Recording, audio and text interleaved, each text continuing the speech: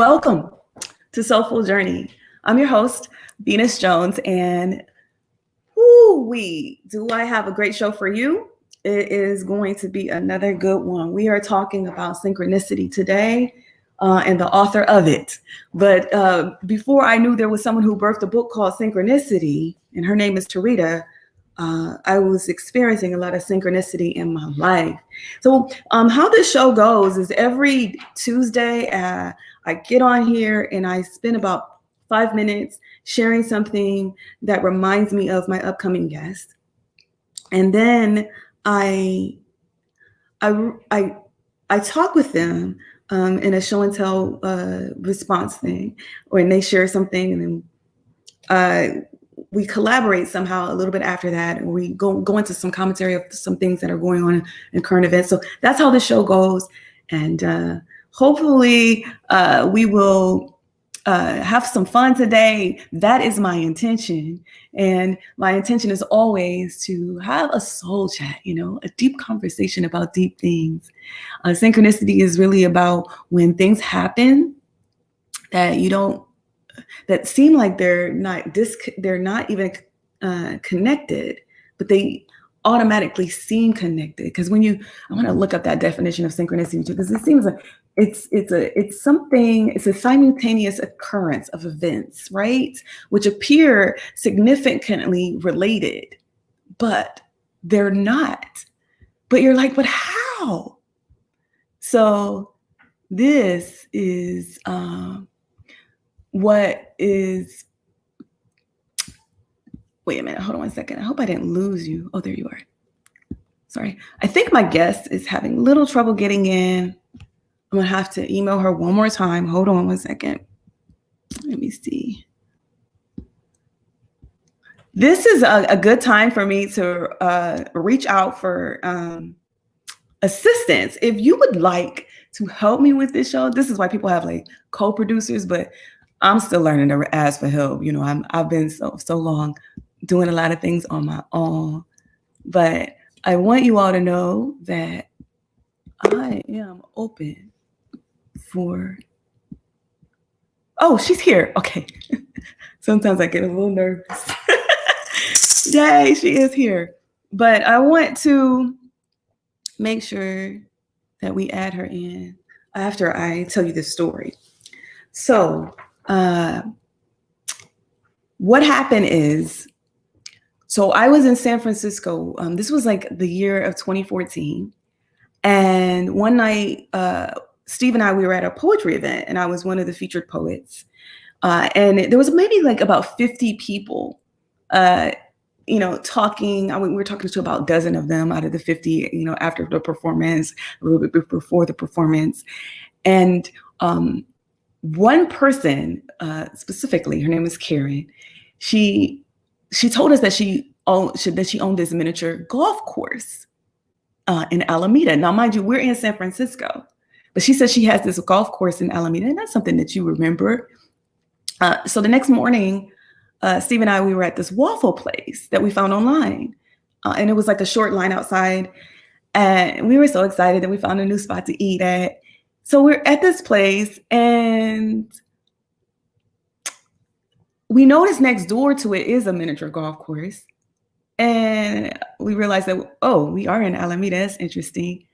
So I walk up a little closer to the door, and it says closed. There's like a closed sign on the door. But I'm like still looking because I'm nosy, and I'm like still looking in there. And then I see this lady. She kind of like looks up, and I'm like, oh. And she looks through the door at me, and she was like, "Oh, you all came here to play some miniature golf. Wow, I remember you from last night." And I was like, "No, actually, we didn't. It's just a coincidence that your store is right next to this Waffle House place." And she was like, "Yeah, okay, that's cool." She was like, "Well, I am closed for now, but I'll be open in like maybe 30 minutes if you want to come." I was like, "Perfect," because we're actually eating next door. So then we were like, "Okay, cool. We're gonna go play golf." And so what happened was, she said, "But you need to probably move your car." And Steve was like, okay. She was like, yeah, they took it there. So we were like, okay. So we're gonna move the car. So Steve, I go in, I get in the line to eat, and Steve is like going to move the car. And what happens next is even more coincidental.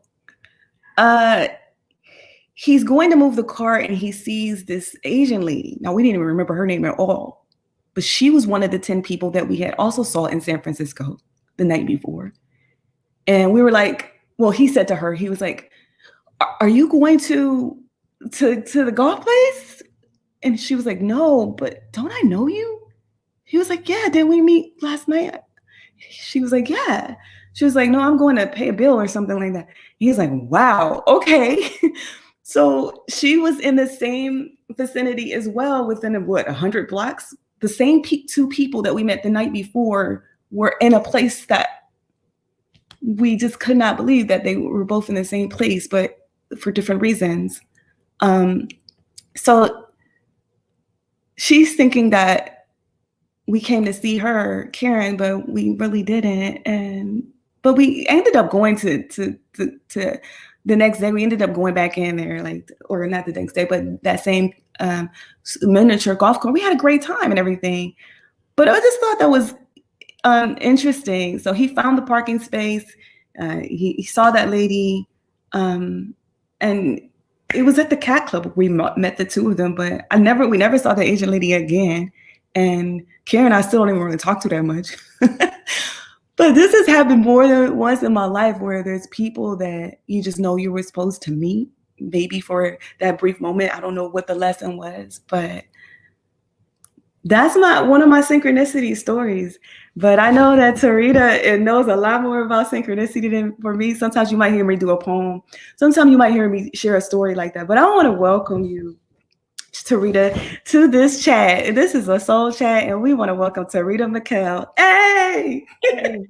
How are you doing? I'm fine. How are you? So yes, I told them you are the author of Synchronicity. And I was reading your book again because this book just came out in February 2020. I was at the book release in Oakland. And she did an amazing, she's a legend in Oakland. And this was a long awaited book. And I'll let her tell you whatever she wants to share for like 5 minutes. I was reading Sparrow's Eye, and I was wondering if you could share that too, because I feel like that's definitely a synchronicity story, and I want to know more about what synchronicity means to you. But I'll give you the floor. I'm gonna step back so you can share whatever you like for the next 5 minutes, and we'll come back and we'll have a chat together. Okay? Okay.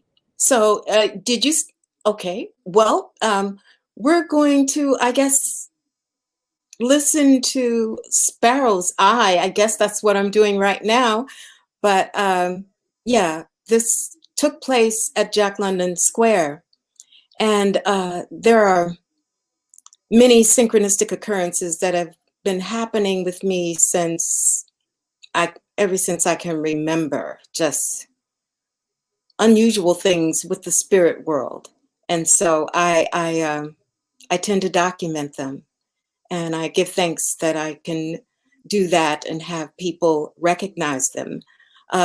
This particular piece that Venus just mentioned is called Sparrow's Eye, and it's in the book. One sunny Sunday afternoon, ascending stairs at Jack London Square, on the courtyard partially barred, I sit at its pinnacle. By bathe this day of heat, my senses drink greedily. Vault of heaven bright blue swaddles family hues. Women, men, children, babies, eyes laugh, talk pleasing, folk walking easy, winds blowing breezy. I lift my head toward skies when suddenly sparrow graces my horizon, lands right in front of me, delivers another kind of peace. I feel silent, serene, when all at once its feathers flutter. My spine tingles, I shudder. Like mirrors, we look directly into one another and cock our heads to the same side. A moment of unity confides. We share and stare. Then sparrow flies and flies with a piece of my light and sparrows in me. 3 days later, near my lapse in, another sparrow descends, so quick, so near, without fear. It was as if sparrow demanded I stop. So I did, as it hopped from my right to my left and looked up at me. Must be a kindred spirit, I think. Amazed, I look down at this little miracle on the ground and sense a heaviness, release. I feel lighter, a bit more free. Then sparrow flies and flies with a piece of my light and sparrows in me. Now 3, or should I say the next day, the very next day, Sparrow's theme continued to play. Thursday night at open mic at Inner City's blues joint, we sat listening to poetry and prose as spoken word neared its close.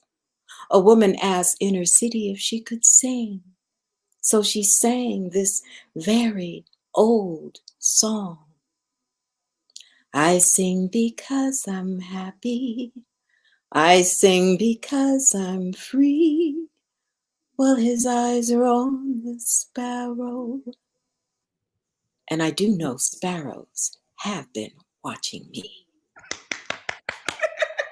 Yes. I love that. Mm. I love that. Yeah, I've recited that, and a doctor of linguistics actually listened to that piece and said, I wonder if it was the same bird, the same sparrow, because, you know, it's sparrows, I've learned, birds are very intelligent. And Yeah. so, yeah, they watch you, they kind of know you. I have a number of bird stories that I've written. Yes. Well, I want to give you, I want to read, for those of people who don't know you, I just want to remind them that you are an award-winning poet based in Oakland. You still live in Oakland, right? Yes. Okay. You began healing arts in 1977, even though you look like you were 30. Okay, but anyway. But I love it. And it says she's an educator, a griot, a Qigong healer. She is the founder of Tree of Life Health Literacy Project. Mm-hmm. And you have served in ethnotech Nuwa, an Ethnotech Nuwa. Yeah. delegate, which means that you went to China. Yes. And were a part of the Genkang village of renowned storytellers. That's major. Yeah, yeah. And can you tell us more about that experience? Well, this particular village in China does, you know, they don't rely on television. They rely on each other. It's very family oriented, but they collect stories that the University of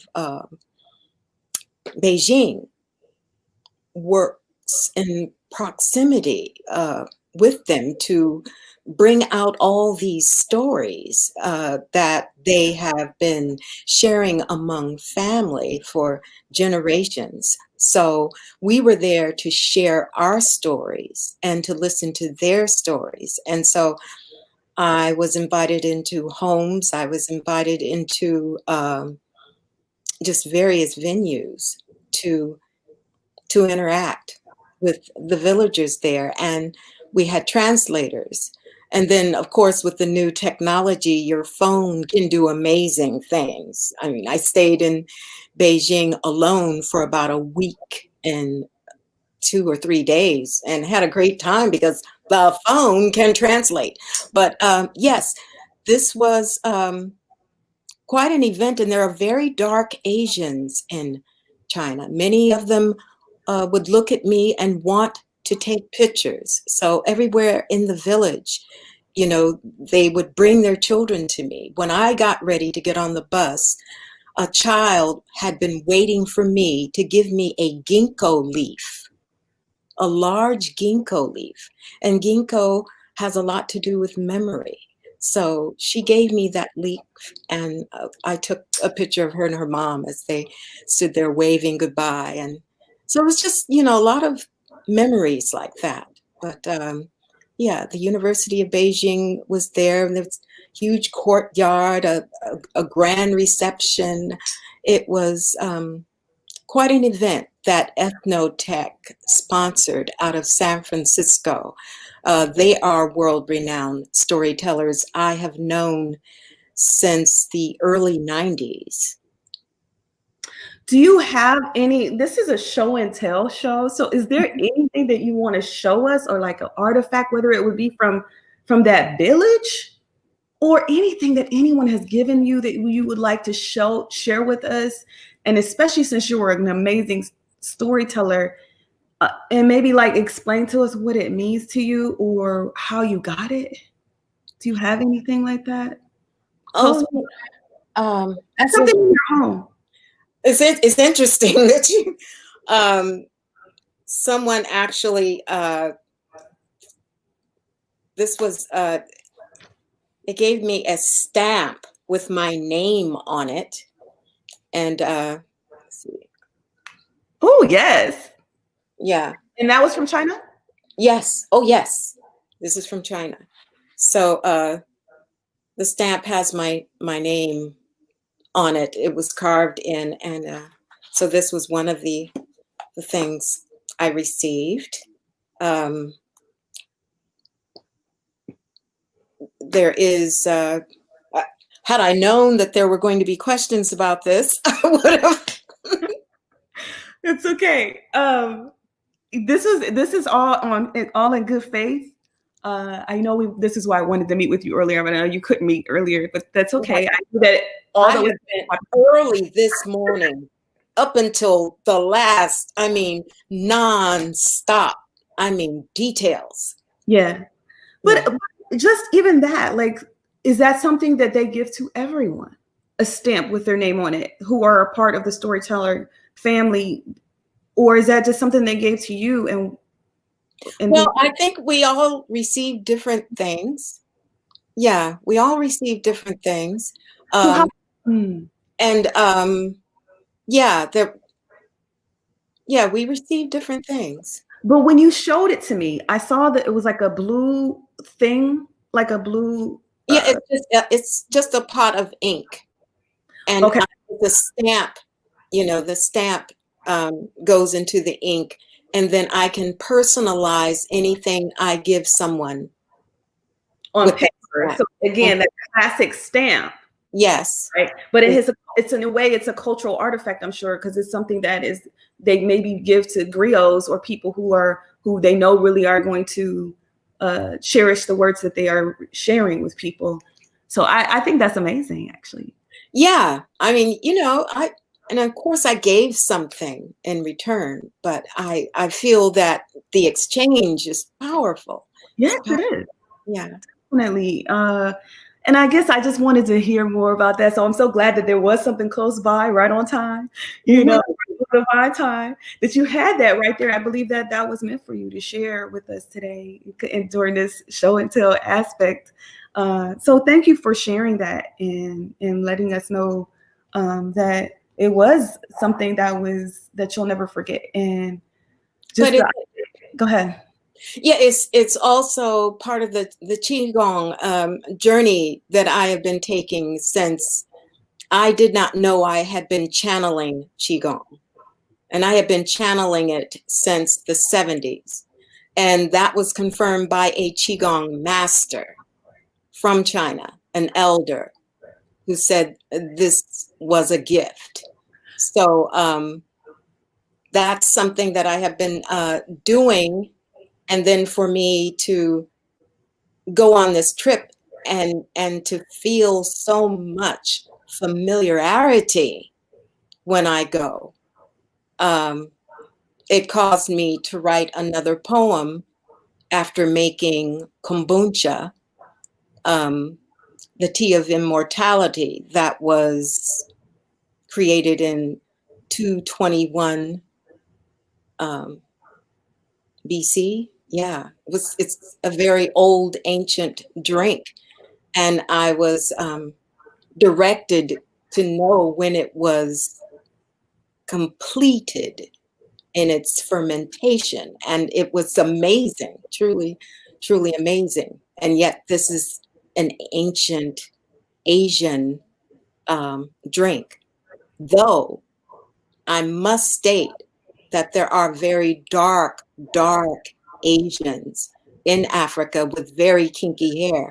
And I try to take as many pictures of those with kinky hair, some wearing naturals, in China, because they wanted to take pictures with me. There were people that you would catch them looking at you. And one of them I took a picture of that looked like my uncle in Mississippi. And I told him so. And the translator said, told him what I said about him looking like my uncle. And he said, I am so honored that I look like your uncle. And so, in Mississippi, yeah, he looked like Uncle Paul. He looked like Uncle Paul. I have an Uncle Paul too. They might look the same. Who knows?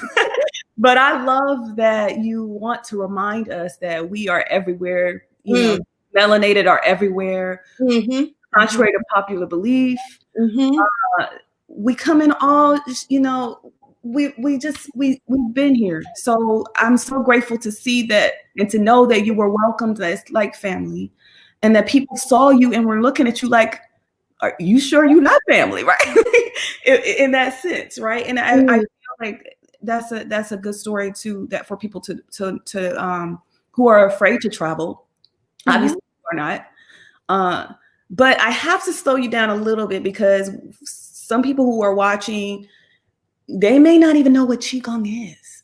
Do you mind explaining a little bit about how you came into that practice and what it has done for you? Because this show is about what's good for your soul, everything that's good for your soul, and people who are good for the soul. So can you tell us how that practice has helped you? It's helped not just me, but many of my clients, people that I've worked with, and it has been a journey. Oh wow, I thought I had it with me, but anyway, yes, energy, being in touch with your meridians, being in touch with sensing what you should or should not eat or drink, or go, or I was just reviewing a story from a client that had a session, and that week she was to go on a trip to Egypt. And so after her session, she was going to be leaving like 5 days after. After the session, she called back and told me the next day that she had this burst of energy and thanked me again. But then she called again about 2 or 3 days after that, before she left, and said that she had taken a malaria pill. And, because they give you these pills to take before you go on these trips. She took the pill and then was about to take another pill as the prescription stated on the bottle. But when she tried to take it, her body would not let her. She could not bring the pill to her mouth. It was like the body had received the intelligence and light enough to know that it was not in her favor or in the body's favor to take the second pill, even though the prescription on the bottle stated within the given time she was to do so. So she put the pill back and felt more relaxed when she put the pill back in the bottle, took the bottle to the pharmacist. The pharmacist looked and gasped and Okay. said, thank God you didn't take another pill. Wow. You may have been blind by now. Wow. So the sense activity of being in touch, this is, everyone is different, because even when I would do charts, every time I would do a chart, the going in to how that person is read in the chart is different. It's the same with readings. With the Qigong energy, you can't just, it's not mechanical. Okay, first we're going to start with your head, then we're going to start. You don't do that with every person. Every person, you may have to start on their feet. You may have to start with the left side of their shoulder. You may have to start depending on who that person is. And so that's just one of the many stories. Let me interject, because here's what I thought Qigong was. Correct me if I'm wrong. I thought it was something similar to Tai Chi, or like a martial art. Am I wrong? No. How could it not be a martial art? Wasn't that a martial art to defend yourself against some drug you don't need in your body that may have made you blind? Okay. Next level. Right. There are levels. It's not just about movement. It's about mindfulness and an awareness that it develops from the practice. Exactly. Exactly. So that's where my practice is. I have yet to learn all the movements. Though I practice them, I don't know all of them, and I have not had that in-depth training to know. But I do know what the Qigong master and I have exchanged. And I was only to meet her for a half hour. She kept serving me tea for 2 hours. And then I did a movement she said her Qigong master did. Wow. That's deep. And so, yes, so that connection is there. And it's been, I feel, between that and learning Amharic, or an Ethiopian language, that this synchronicity has taken place in the world, because the world is a magical place. This is not where hell is, though they are trying to turn it into that. And that's why I appreciate your poem that you did about Amen. Oh, I thought about doing that one. Yes. You know what? I can still do that for you, but because that was the other thing I wanted to say about you. Where we really connect, because we connect just not on the word synchronicity, but we also connect as poets on the word truth. Sometimes the truth don't sound good to everybody, but you and I are seekers. And even if some people tell us, you don't talk about politics, don't talk about religion. And I say, okay, why is that? Why can't we touch those things when they are core and at the foundation of our culture? And if we seek to change, because somebody said we don't have an education problem in America, we have a cultural problem. Yes. And if that is true, we have to examine every institution, the politics and the religious institutions. And that is something my sister, my mother, my queen, you are not afraid to do. And I want to bow in honor and in respect to that, because I know it's not easy and it has not made us always popular. No, it's so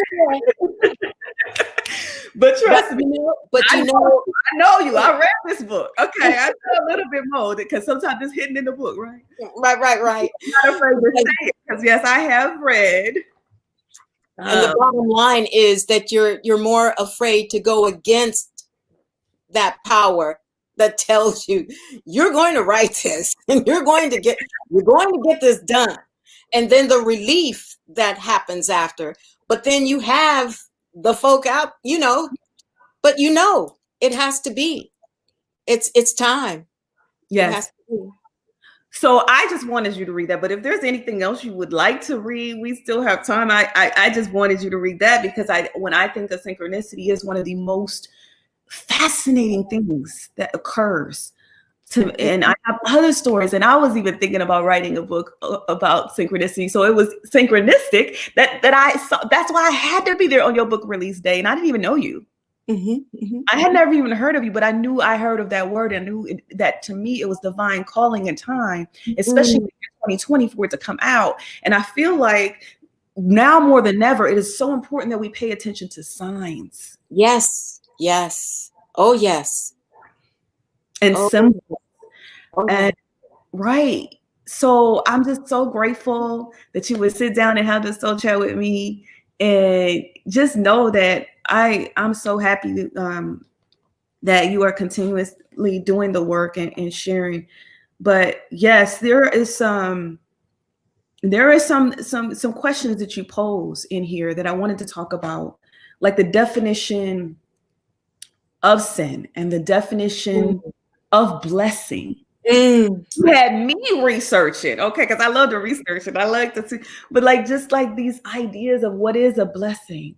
mm.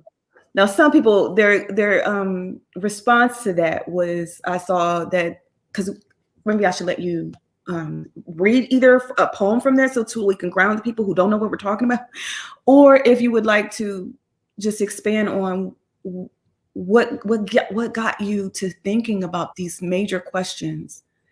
Because even I too, man, oh, there's so much to talk about. Like even I as a child too was like, why are we eating the blood or drinking the blood and the eating the body of something or someone? It's Mm, interesting to me.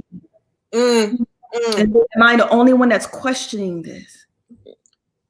No, you probably weren't, but then you weren't given a chance to sit with other youth. And some youth were able to discuss this with each other, but it was like a taboo. Right. The church had it set up this taboo. You ask too many questions, or like many friends of mine would say, well, I was told, could you not bring her back? So, Hey, woman, amen. Okay. her or him, depending on the nature of things. But yeah, there were children who wanted to be clear on what they were relating to, and Yeah. as that poem states, I guess that's one of the poems that kind of see, there's communion, and Mm-hmm. then worship is a fairly long piece, but it gets really We go. into a Mhm. number of things, as does the SS, Questions for the SS Sunday School. Um, that's Because I uh, have right here too. I was thinking about you reading that one. I had turned down the page on that one. Wow, that one really brings up a lot of good questions. Because I think it's very important to ask questions. And then I call it the Langston effect. He loved asking questions. What happens to a dream deferred? Right? Some right, people, right? That Langston effect. Right? I think it's critical. yeah, So like yeah, some of our best poets do that. They yeah, pose a question. yeah. And Because sometimes we even have our own version of an answer. But yeah, yeah, it's really important to question, so you can really pull out what needs to be looked at, what needs to be addressed. mm-hmm, mm-hmm. So yeah, and again, I definitely I want to remind people, those who are seekers and who love to ask questions and think deeply, definitely check out the Oracle of the Sun Medicine. How did you come up with this title even? Oh, because I'm looking back, I have chapbooks I've written, the Oracle of Sun Medicine, and the Oracle I have, and then my godmother was actually called the Oracle, and then my friend who did the forward in the book refers to me as an oracle. But there's just all these the sun is what brings the life light. As a child, when I was 7 years old, I always wanted to know, how did the flowers open in the daytime, and why were they closed at night? I was never able to catch that. So, at 7, I'm outside in the backyard looking at flowers slowly open under the sun. So the sun is providing something that I need to, it for me at that time was like magic. you know, and now it's like it's the energy life force that brings us an awareness that is son of good, even though good is a weak declension for God. It is in the, like the poem that talks about spells labyrinths. Mm-hmm. And when I show, you know, sun, SONSUN, and then good God. Right. When you look at those comparisons, you're looking at the activation of what the sun is to our bodies, to life. All plants, animals, everything functions on a season. How could we not understand that? And the poem that begins the book, "My son, I will speak for you." Those scriptures mask your testimony from eyes that once knew your light, watched you walk upon waters, oversee flora, fauna, mammal, animal, bird, and sea creature. Obey your season's will, my son. Your garden legacy deed you master, alchemist, chef, cook, sorcerer of elements. You feed multitudes, flavoring nature's seed womb, my son. And that's just, you know, I don't know if you want me to do the whole piece, but Oh, yeah, that was beautiful. Yes. yeah. And it reminds me of the scripture that some people don't like to touch when it says, when the Christ says, you will do greater works. Mm-hmm. Mm. And like thinking about that, Yeah. what does that mean? Right. Right. And some might say, you know, some might say, you know, the Christ had 12 followers. Some folks who ain't doing nothing nowhere near Christ like have 5,000 followers these days. It could mean that, but it could also mean that we too are sons and daughters of light and love, and we can do just as good and just as many great things. And some people, you know, I was named after a goddess, and my book first came out in 2006, I remember someone walked up to me and was like, because it's on a journey from girl to goddess, and she got mad and was like, what? And I guess she thought I was coming from a conceited place. Now, mind you, it says on a journey. Okay. Right. This is on a journey, okay? And it says on a journey. But I remember when it came out, and I'm sorry, Tureeda, go ahead. No, I'm just saying, I remember when it came out. I didn't, it's just, I said, someone is recognizing something. And I'm still going through the S, or, you know, what is S is slightly diminishing from God to put S at the end. But, you know, we're going. You mean like goddess is what you think it diminishes a little bit? Yeah, because of what ESS is. Tell us more. Everybody know where you at. You got to slow down a little bit. Well, it's just the way the language is set up. I mean, you know, something is S. You're giving essence to God, but you're not God. They never say, you know, we're giving praise to Goddess. We don't say that. And some people will think, well, I'm saying I am God-like, or when they use Goddess. I guess it's all depending on how they want to use it. But I always felt S was a little diminishing from what I could see in language roots. But also the suffix of it. Yeah. I can understand that perspective totally. Mm-hmm. But it also reminds me of why I've seen some women where they want to rather be the pharaoh or the king than what is less than, which takes me back into patriarchy, though, like of this feeling that it doesn't sound as good. The queendom doesn't sound as good as the kingdom because of the status. And for me, I always something, see Mother Nature or think to Mother, but I was questioning, okay, if there is a Father God, where is the Mother God? Yeah, they're Right? both one in the Father, Mother God is, to me, is earth and heaven.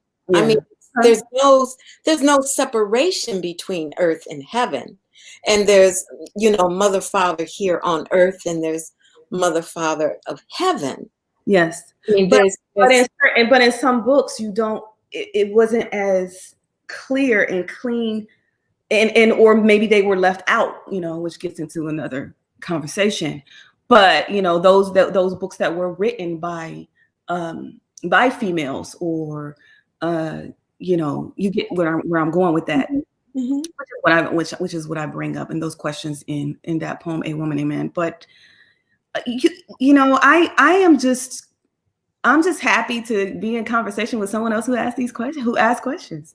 Yeah. And I don't think it's anything wrong. I don't think you are less faithful. For me, at least, I know on my journey from girl to goddess, or godlike, it's been a journey of those questions helping me get closer to truth. Yeah. And I feel like that's just a good thing. And whether you believe in the Christ or not, we know that the Christ represented love. We know that Buddha represented love. We know that Mary represented love. We know, and now what? Okay, so where are you at? So I feel like there's love, and then there's fear, and then there's people who are afraid of questions because it might take them from what they grew up believing. The belief is so stagnant. It just feels like there's no growth with belief. That's Belief is filled with nouns that don't have a lot of verbs, action. It's something you're told. It's, oh, the king is coming, the king is coming. And the king of what? The queen is coming, the queen is coming. The queen of what? The God is coming, the God is coming. The God of what? People don't look at the actions involved when they are emotionally ignited into a repetitious game Okay. that's been told for so many generations that they're afraid to step out. And it too may be because my mother passed when I was 10, and that was the first time I saw a spirit walk. Her spirit walked into my bedroom. She was dressed beautifully, bent down, kissed my forehead. And when I got up, I thought she had come home from the hospital, but she had crossed over. So there are these details, that, had I been in another home, in another space, someone would have said, oh, you didn't see that, honey, that's not real, or whatever. But I didn't come from that kind of family. So that was given that, yes, you saw that. And I have seen others since. So it's what kind of family did you grow up in? And just out of Mississippi, just, grounded. was there a faith that was given to you, or a spiritual practice given to you at a young age? No, it was just the way we were, the way we are. Because I always ask every guest this, like, if there was some sage advice that you would give your younger self, what would you say? Well, like my mother told me, life for you may not be peaches and cream. And she told me that I must have been about 8 or 9 years old, not long before she passed. She had lupus, but that's what she told me. And it was hard. Life was hard. But then in was it first or second foster home? It was a second foster home. Is where I received some understanding that there are entities, spirits watching from the other side that will keep you from trying to commit suicide. Mm. At 14, that's what I thought. I thought of doing that. But then a vision came in so strong of other people starving with no roof over their head, no food in their mouths. And then the Spirit said, hold on. A change is coming. Now there was a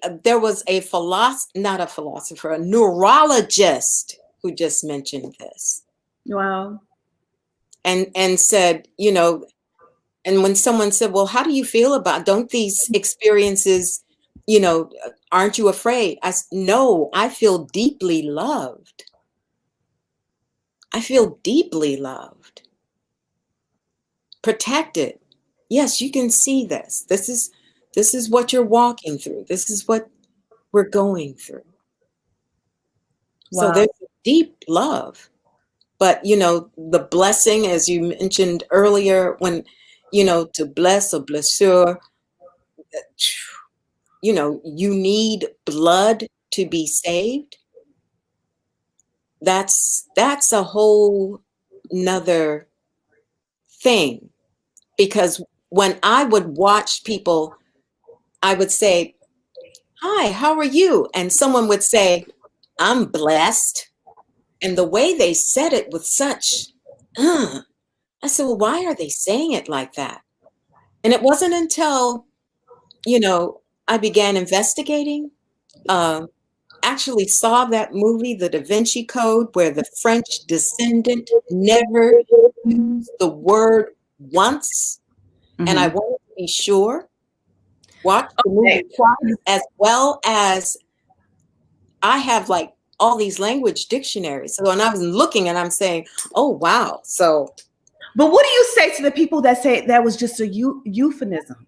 That they because some people say that it's because they didn't want to put the word bless so close to God, or to, even though that's what everybody do now, God bless.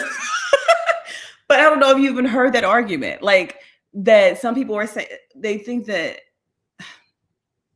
they, because they didn't want to put it in the Bible as, like, they didn't want to put a curse word in the Bible, so they just used the word blessed, meaning that you can bless someone. If every thought is a prayer, you can bless someone in a negative way or bless them in a positive way.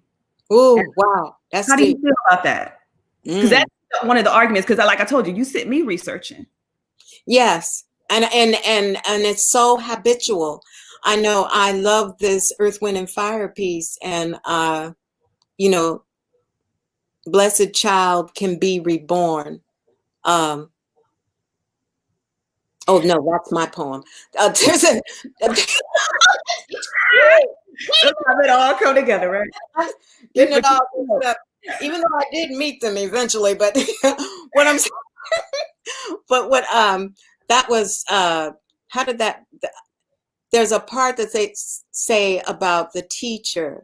Okay. Praise the teacher who brings true joy to many. Okay. Blessed are the children. Blessed are the children. And praise the teacher who brings true joy to many. And blessed are the peacemakers, which is one of those passages that I like. And all those blessed this and blessed that and blessed those. Right. And so those who are, you know, meek, because they will shall inherit. And then you're like, okay, well, where's the real blessing? Or was that a negative curse? Or is that language actually your language that they were speaking to you or for you? Deep. And that is a great question. Was it to those peoples? Right. Or was it for them? That's a great question, Tureeda. Oh, yeah. That's good. We go through this. Yeah. Yeah, I was a nurse for years and worked as a lab tech in a psychiatric institution. And as a lab tech, you know, that when you become very science-minded, you begin looking at details. You question things, especially when certain things don't add up. And I think what makes us unique as well is that you and I both, and I don't know if you knew this about me, but we both were born. Maybe we weren't raised by our so-called birth parents. And I think that when you don't always know the beginning of your origins, there becomes question from jump. Well, I knew the beginning of my origins, but they were cut off when I was 10. Okay. Yeah. But So that I was with my right. yeah, And I think that that's a I good. didn't I know you don't like this, but it might have been a blessing in disguise. But I don't know if there another way. What would you call a blessing? Because it's funny you say that, because when I first heard the song, and one of my favorite gospel groups is the Clark Sisters, and they have a song called "Blessed and Highly Favored." And I have to admit that you're right. Some people do, because I want to come back to that. Some people do. They're like, I'm blessed. And I was thinking, well, what about those who are not? Mm-hmm. And what does that mean? But then I started to try to come up with my own reasoning that every day you wake up, it is a blessing or a positive thing, because you have a chance to start again, where some people don't. And even if you are in the midst of torture, it's possible that you could still escape. That's my reasoning. I don't have any other reasoning. That's just where my mind went. Mm-hmm. But I want to ask if there's any questions in the chat. Someone has put here, true devotions blessed all the children, praise the teacher that brings true love to many. But if anyone has a question for Tureeda, please, this is the time. Please put a question in the chat. And while you're putting a question there, I don't know if you want to weigh in on any current events. Today is registered vote day. Well, I'm already registered. I did that when I got my real ID. But anyway, yeah, when you talked about the blessing, or I'm blessed and all of that, it's like it for me, just for me personally, it's saying I need blood to make things okay. But I don't need to spill blood to make it okay. Right. I am grateful for everything that's living, and that the life that has been given to me every day. And yes, I have looked at my mother being she sacrificed, or there was some agreement made, because I would not have learned what I know now had she not died the way she did. But apparently, because it was, I went into this in great detail too, and in reference to the disease that she had, and it's called lupus, and lupus means wolf. And so yeah, I went through some interesting things, looking at how that may have related to the Bible. And I sent you out as sheep among wolves, and why should I be blind and not see? Judge not lest ye be judged. But if I'm not to judge who's the wolf while a sheep, there's just all these questions. And so, and I don't, I'm learning from my mother. There were things I knew she didn't want to question. Yeah. Yet she was very, very spiritual, very spiritual. And my mother and father were, you couldn't get my father in a church. My mother was in church every Sunday.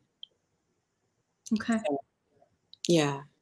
What sustains you, Tureeda?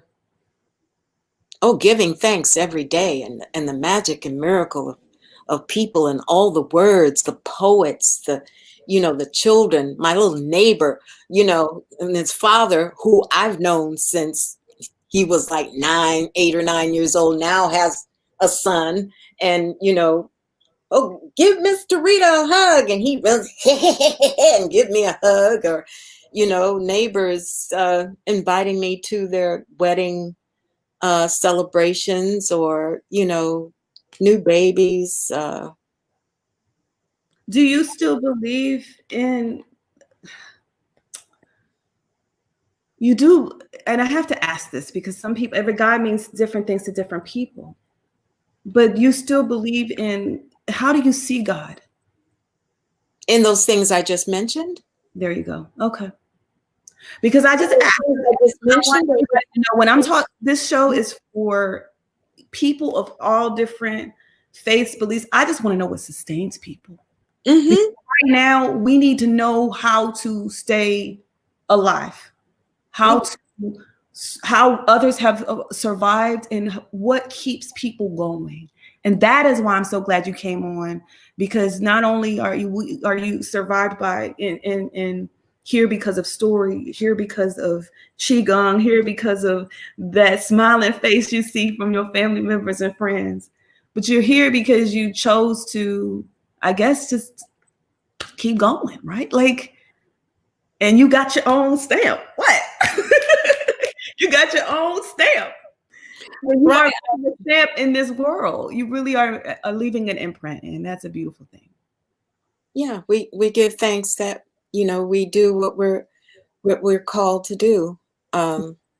Even though, things may look different to some people, as long as there's magic and miracle and children and, laughter and shared possibilities and creation and music and dance, and there's just so much to be thankful for. And I believe that's why the first poem, my son, begins. And then, you You want know, to? Can you end with that poem? Because we only have maybe like another 5 minutes, and I'm gonna wrap up. But do you have the poem with you? That your son wrote? oh yeah, that's one that's memorized. So. Oh, I'm ready. My son, I will speak for you. Those scriptures mask your testimony from eyes that once knew your light. Watched you walk upon waters, oversee flora, fauna, mammal, animal, bird, and sea creature. Obey your season's will, my son. Your garden legacy deed you master, alchemist, chef, cook, sorcerer of elements. You feed multitudes, flavoring nature's seed womb, my son. Why falsify your records? Hide your light. Cut circuitry from innocent eyesight. Masquerade one vow well with idol sacrifice, my son. Unclean spells stray from holy wellness. Creates hell for pathologic wealth. Degenerates generations, my son. Mm.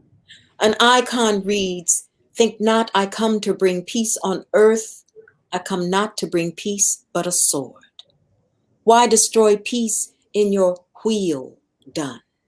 You are reason life on earth rolls through heaven. Instead, greed eats away trees, disconnects energies, deviates gravity, habitats for humanity, erodes truth, integrity destitute, disputing life roots. They brainwash memory, branding you secondary, awaiting a messiah as though your soul, our lights, are not required, my son. Too many religious saviors, too many competitive death plans. Too many eyes look away from your radiance to revere a rote man, my son. I need not wait for your return. Your morning light never ceases for what I yearn. You are my testimony, my sojourn, my light, my son. You, not born of man or woman. You, true light of this world. You, my son, are holy reed, our spark of light that never sleeps. In heart and lung, as we breathe, my son, eyes will always rise to acknowledge you. Mm. Yes. Well, I acknowledge you. I acknowledge your family. I acknowledge your time. And I want to ask you if you are willing. We have an open mic after this. For those who are, I have an open mic that if you go to the Soulful Journey page, the Facebook Soulful Journey open mic page, find the link there for the Zoom open mic every Tuesday following the chat. So if you are interested in going there, please do. Please follow this series, the Soulful Journey Chat series, every Tuesday at Pacific Standard Time, and it will be always something that is good for the soul. So I am so happy that you were here with us today, Tureeda. My name is Venus Jones, and I would like to always end by saying, keep looking up and keep looking out. Thank you, Venus, for inviting me. Thank you. It's been a pleasure. Thank you. A woman. A man and a woman, right? All right. Thank you so much.